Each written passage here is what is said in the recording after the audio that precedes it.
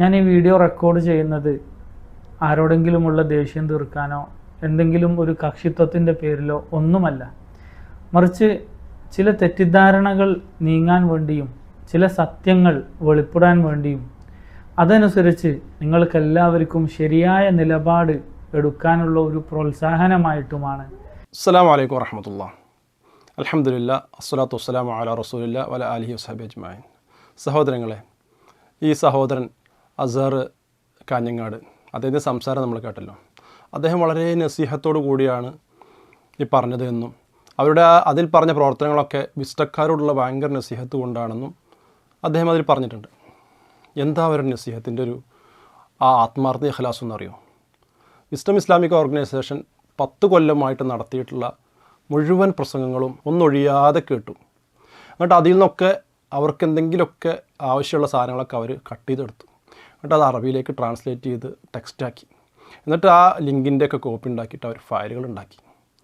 Wisdom Islamic ഓർഗനൈസേഷൻ്റെ പ്രസിദ്ധീകരണങ്ങൾ എഴുത്തുകൾ നേർപ്പത്തിലേക്ക് വന്നതൊക്കെ എല്ലാം അവർ വായിച്ചു. 10 കൊല്ലത്ത് മുഴുവൻ വാരികളും വായിച്ചു. എന്നിട്ട് അതിൽ നിന്ന് ഈ പറഞ്ഞ പോലെ റിസർച്ച് എന്ന് പറഞ്ഞാൽ ഇതാണ് റിസർച്ച്. എന്നിട്ട് അതിൽ നിന്ന് അവർ കട്ട് ചെയ്തെടുത്തു. ഇതങ്ങനെ കൂടി 10-25 പേജുള്ള വലിയ ഫയലുണ്ടാക്കി. സത്യത്തിൽ ഇത്രയധികം പ്രവർത്തനം ഒരു PhD എടുക്കുന്ന ആൾ പോലും ഇത്ര എന്താ പറയുക എഫേർട്ട് എടുക്കില്ല. ഈ എഫേർട്ടൊക്കെ അവരെടുത്തിരുന്നതിനൊക്കെ PhD ഒക്കെ എടുക്കാമായിരുന്നു. എന്നിട്ട് അവരെന്തോ ഈ ഇറച്ചിപ്പീടിയിൽ കാഞ്ഞത്തിരി വന്നാൽ ഇങ്ങനെ കാത്തുക്കുമല്ലോ, അതേമാതിരി ഓരോ ഷേഖന്മാരും ക്ലാസ്സൊക്കെ കഴിഞ്ഞ് ഇറങ്ങുമ്പോൾ അവരിങ്ങനെ കൂടി വയ്ക്കുക. എന്നിട്ട് ഒരു മിനിറ്റ്, എന്താ വിസ്തക്കാർക്ക് ഭയങ്കര ഇത് വന്നിട്ടുണ്ട്, മൻഹജിൽ പിഴവ് വന്നിട്ടുണ്ട്, അവർക്ക് ഞങ്ങൾക്ക് കുറച്ച് കാര്യങ്ങൾ ഇങ്ങനെ പറഞ്ഞിട്ട് ഈ ഫയലുകൾ കൊടുത്തിട്ട് ഭയങ്കര നസീഹത്തോടു കൂടി തന്നെ വിസ്തക്കാരെ തിരുത്താനാണ് തയ്യാറായി. ഞാൻ ചോദിക്കട്ടെ സഹോദര, അസ്ഹർ എന്ന് പറഞ്ഞ ഈ സഹോദരനോട് ചോദിക്കുകയാണ്, നിങ്ങൾക്ക് ഈ വിസ്തക്കാരോട് മാത്രമേ ഈ നസീഹത്തുള്ളൂ? ഇവിടെ ഏറ്റവും വലിയ മലയാളികൾക്കിടയിൽ ഏറ്റവും വലിയ തിന്മ നടന്നുകൊണ്ടിരിക്കുന്നു, ഷിർക്ക് നടന്നുകൊണ്ടിരിക്കുന്നു. അള്ളാഹുവിൻ്റെ സ്ഥാനത്തേക്ക് കോഴിക്കോട്ടുള്ള മടവൂർ എന്ന് പറയുന്ന CM മടവൂർ എന്ന് പറയുന്ന ഒരാൾ, അയാൾ മുദബ്ബിറുൽ ആലമാണെന്ന് വരെ പറഞ്ഞുകൊണ്ടിട്ടുള്ള ഏറ്റവും വലിയ ഷിർക്ക്, അഥവാ ഉലൂഹിയത്തിലും റുബൂബിയത്തിലും ഷിർക്ക് പരസ്യമായി പറഞ്ഞുകൊണ്ട് ഇവിടെ ആൾക്കാർ പ്രചരിപ്പിച്ചുകൊണ്ടിരിക്കുന്നു. അവരോട് നസീഹത്ത് വേണ്ടേ? അതുപോലെ തന്നെ ഇവിടെ ഈ ഷീ കടന്നുകയറ്റം, ഇപ്പോൾ അടുത്തായിട്ട് ഷീ വിശ്വാസം ഇവിടെ ശരിക്കും എന്താ പറയുക, ഇതുവരെ കേരളത്തിൽ അങ്ങനെ പ്രത്യക്ഷമായതിന് ഇപ്പോൾ പ്രത്യക്ഷമായി തന്നെ മുസ്ലിങ്ങൾക്കിടയിൽ ഷീ കടന്നുകയറ്റം നടന്നുകൊണ്ടിരിക്കുന്നു. അവരോട് നസീഹത്ത് വേണ്ടേ? CH മുസ്തഫ എന്ന് പറയുന്ന ആ വ്യക്തിയും വേറെ ചില ആളുകളും ചേർന്നിട്ട് ഇവിടെ സർവ്വമത സത്യവാദം മുസ്ലിങ്ങൾക്കിടയിൽ പ്രചരിപ്പിച്ചുകൊണ്ടിരിക്കുന്നു. വളരെ ഇഖ്ലാസുള്ള മുസ്ലിങ്ങൾ പോലും അവരുടെ സംസാരങ്ങളിലും അവരുടെ പ്രസംഗങ്ങളിലും പെട്ടുപോയിക്കൊണ്ടിരിക്കുന്നു. ഇസ്ലാം മതത്തിനെ കളവാക്കുന്ന രൂപത്തിലുള്ള സംസാരങ്ങൾ നടന്നുകൊണ്ടിരിക്കുന്നു. അവരോട് നസീഹത്ത് വേണ്ടേ? അതുപോലെ തന്നെ A. ജബ്ബാറിൻ്റെ ഖുർആൻ ക്ലാസ് എന്ന് പറഞ്ഞാൽ A. ജബ്ബാർ ഖുർആൻ വിമർശനങ്ങൾ എടുക്കുന്നു. ഒരുപാട് മുസ്ലിം സഹോദരങ്ങൾ A. ജബ്ബാറിൻ്റെ ഈ നിരീശ്വരവാദത്തിലും ഖുർആൻ ഈ എക്സ് മുസ്ലിം എന്ന് പറഞ്ഞതിലേക്കും പോയിക്കൊണ്ടിരിക്കുന്നു. അവരോട് നസീഹത്ത് വേണ്ടേ? സലഫി അല്ലെങ്കിൽ മുജാഹിദാണെന്ന് പറയപ്പെടുന്ന പല ആളുകളും അള്ളാഹുവിൻ്റെ റസൂലിൻ്റെ ഹദീസുകളെ പരസ്യമായി നിഷേധിക്കുകയും അതുപോലെ തന്നെ ഹദീസുകളെ പരിഹസിക്കുകയും ചെയ്യുന്നു ഒരു വിഭാഗം. അവരോട് നസീഹത്ത് വേണ്ടേ? എന്തിനധികം മുജാഹിദാണെന്ന് പറയുന്ന മറ്റ് 2 സംഘടനകളുണ്ട്, പ്രബലമായ വിശദമൊഴിച്ച് KNM എന്ന് പറയുന്ന മാർക്കസുദ്ദവ എന്ന് പറഞ്ഞ 2 വിഭാഗം കൂടെ ഉണ്ടല്ലോ.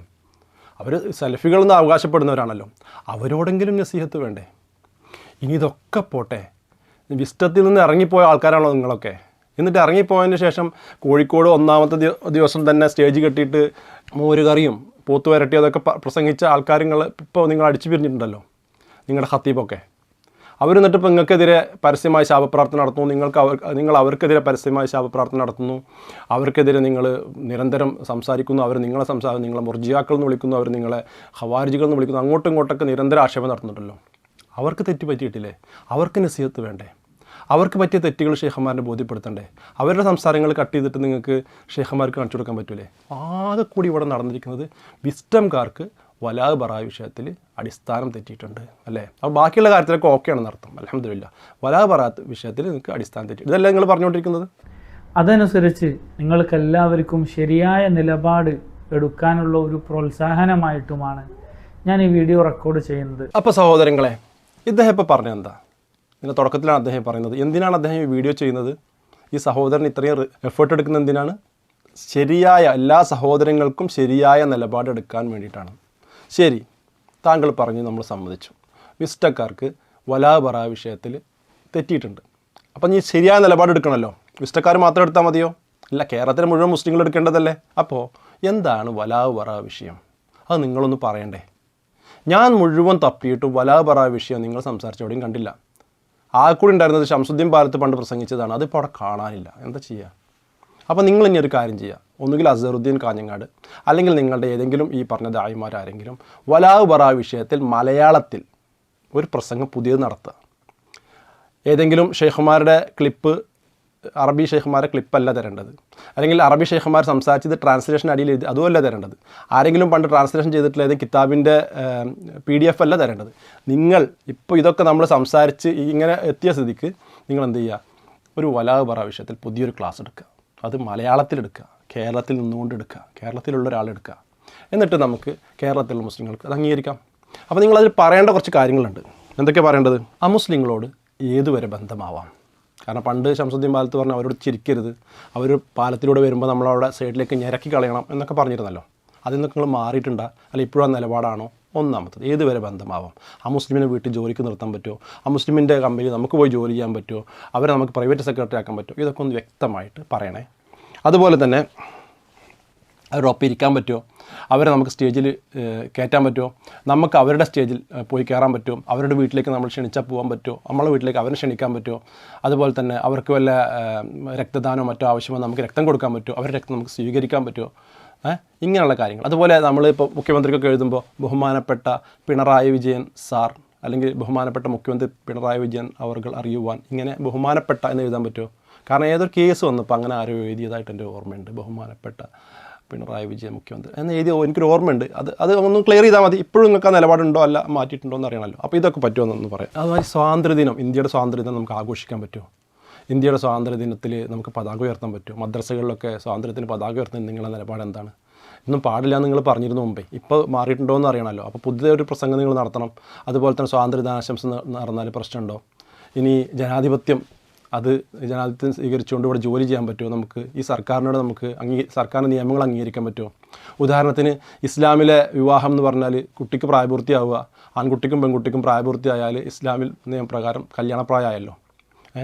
പക്ഷേ ഇന്ത്യയുടെ നിയമപ്രകാരം ഇപ്പോൾ 18 വയസ്സും 22 വയസ്സും അല്ലേ? ആൺകുട്ടിക്ക് 22 വയസ്സും പെൺകുട്ടിക്ക് 18 വയസ്സുമാണല്ലോ. അപ്പോൾ ഒരാൾ നമുക്ക് ഞാൻ ഇന്ത്യയുടെ നിയമങ്ങൾ അംഗീകരിക്കണില്ല, ഞാൻ എൻ്റെ മോൾക്ക് 18 വയസ്സും മോൾക്ക് 16 വയസ്സും അല്ലെങ്കിൽ മോൾക്ക് 15 വയസ്സുള്ളപ്പോൾ വിവാഹം ചെയ്യുമെന്ന് തീരുമാനിക്കാൻ പറ്റുമോ? അങ്ങനെ ചെയ്യാൻ ഇവിടെ പറ്റുമോ?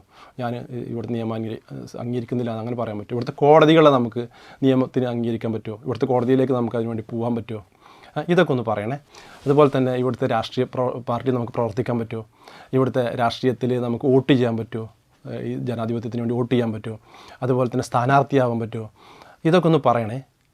ഇതൊക്കെ ഒന്ന് ക്ലിയർ ആക്കിയാൽ നമുക്ക് എന്ത് ചെയ്യാം? നമുക്ക് ഇനി അടുത്ത വലാവ് ബറാ നമുക്ക് വിശദമായിട്ടൊന്ന് ചർച്ച ചെയ്യാം. എല്ലാവർക്കും അതനുസരിച്ച് നിങ്ങൾ നേരത്തെ പറഞ്ഞതുപോലെ എല്ലാവർക്കും ശരിയായ നിലപാടെടുക്കാമല്ലോ. അതുകൊണ്ടാണ്. അതേമാതിരി തന്നെ ഇവിടുത്തെ സ്കൂളുകളിൽ കുട്ടികളെ പഠിപ്പിക്കാൻ പറ്റുമോ? കാരണം സ്കൂളിൽ കുട്ടികളെ പഠിപ്പിക്കാൻ പാടില്ല എന്ന് പറഞ്ഞുകൊണ്ട് കുട്ടികളെ വെറും ഹോം സ്കൂളിങ്ങും അതുപോലെ തന്നെ വീട്ടിലിരുത്തിയിട്ട് ട്യൂഷൻ കൊടുത്തിട്ട് പഠിപ്പിക്കുന്ന പല പരിപാടികളൊക്കെ നടന്നുകൊണ്ടിരിക്കുന്നതിന് മുമ്പ് നടത്തിയിരുന്നു. പാടില്ല എന്ന് പറഞ്ഞിരുന്നുണ്ടാണ്. പക്ഷേ പാടില്ല എന്ന് പറഞ്ഞിരുന്ന ഒരു സ്കൂൾ പഠിപ്പിച്ചിരുന്നു. ഇപ്പോൾ രണ്ടും പറയണേ.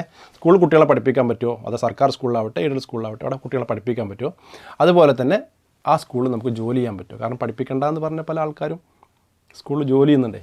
അപ്പോൾ അതും കൂടിയൊക്കെ ഒന്ന് ക്ലിയർ ചെയ്തിട്ട് ഈ വലാവ് ബറാ വിഷയത്തിൽ മൊത്തത്തിൽ നമുക്ക് ഇവിടെ നമ്മുടെ കേരളത്തിലും ഇന്ത്യയിലൊക്കെ ആയിട്ടുള്ള നമ്മുടെ ഇപ്പോഴത്തെ ഒരു കറണ്ട് അടിസ്ഥാനത്തിൽ നമുക്ക് എന്തൊക്കെയാണ് വലാവ് ബറാ വിഷയത്തിൽ ചെയ്യാൻ പറ്റുന്നത് നിങ്ങളൊരു വീഡിയോ ക്ലിപ്പ് അസർക്ക് തന്നെ ഇടേ പ്ലീസ്. അപ്പോൾ നമുക്കൊക്കെ കേട്ട് പഠിക്കാമല്ലോ ഇൻഷാ അല്ലാഹ്. അപ്പോൾ നിങ്ങളൊന്ന് വീഡിയോ ചെയ്യണേ. അസ്സലാമു അലൈക്കും വറഹ്മത്തുള്ളാഹി വബറകാതുഹു.